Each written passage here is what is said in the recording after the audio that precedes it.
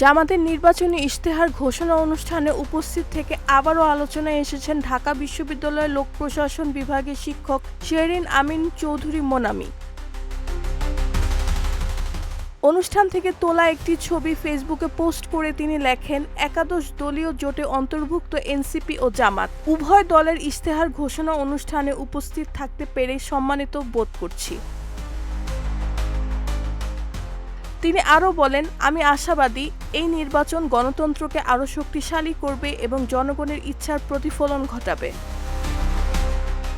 এর আগে জুলাই 2024-এ কোটা সংস্কার আন্দোলনের সময় শিক্ষার্থীকে ছাড়াতে গিয়ে আহত হওয়ার ঘটনায় প্রথম আলোচনায় আসেন মোনামি।